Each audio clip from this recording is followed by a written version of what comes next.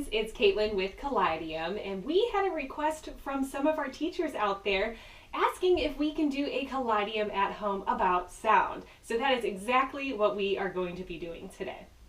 Now, sound is a type of energy made by vibrations. So when something vibrates, it causes air particles to start to move. And then it causes the air particles next to it to start to move, and then it continues like a chain reaction. And all of these movements actually create a wave of vibration. Now that wave of vibration is actually called a sound wave, and that's how sound travels. But in order for us to have sound travel, we need matter in order for it to move through. Now matter is just solid, liquid, or gas. And when we say gas, we're actually talking about our air, because our air is actually made of many different gases. So when we have sound traveling through the air in waves, our ears are actually able to pick up those sound waves. And our ears are pretty cool. We have an outer ear, a middle ear, and an inner ear. And as those sound waves go into our outer ear, which is the fleshy part here, it's going to bring it inside to our middle ear. And that's where we have two bones that amplify those sounds.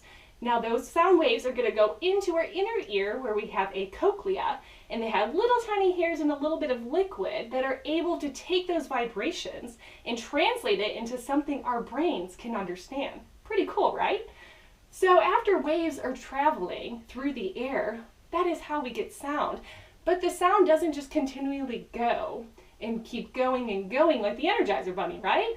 It actually has to use up that energy, and that's when the sound will stop. So it's not continuous, it's not indefinite.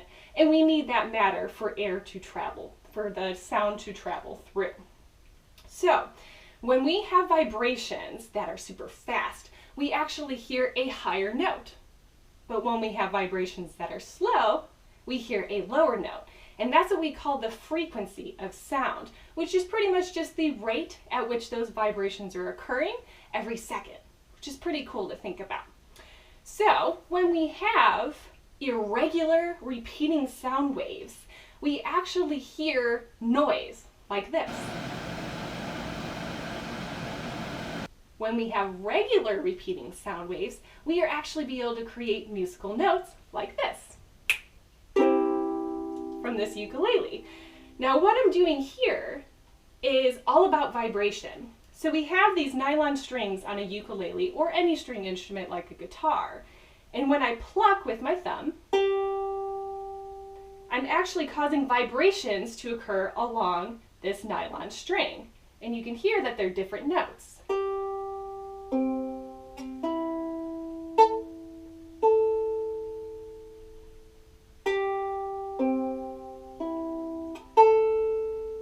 Just like that.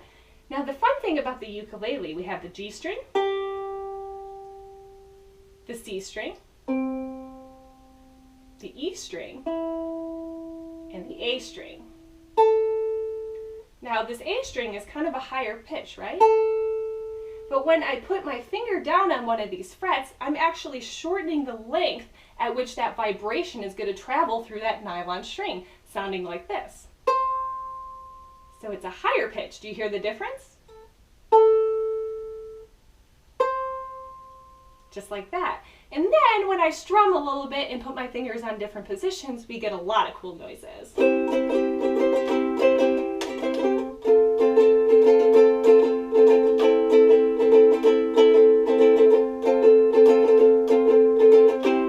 Just like that. And this is a string instrument. A guitar is also a string instrument.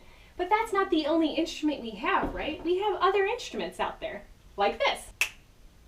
A saxophone. The saxophone is a really cool instrument though. It's also called a woodwind. And the way we call that is because we have a reed or a reed instrument. A clarinet and an oboe are also reed instruments.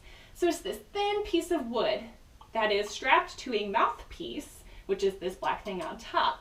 And that thin little piece of wood, when I blow air through it, will start to vibrate, and that vibration and that air will actually be able to move it through this long piece of brass, this tube that the saxophone is made of, and give us different sounds. So without pushing any of these keys, this is the sound we'll hear. Not the prettiest sound. I think the ukulele might be a little more pretty, right? But as I close some of these buttons on here, some of these holes in this tube, I'm going to change the sound of that vibration or that air that's moving through. Just like that. And if I close even more of those holes, look what happens, or listen to see what happens.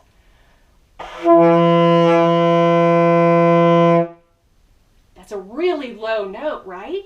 And the reason we're changing that sound pitch, or the note, is because the air is now having to travel a lot farther, because I'm actually closing all of the holes in this big brass tube to create that sound that has to travel all the way through and up before it reaches an opening.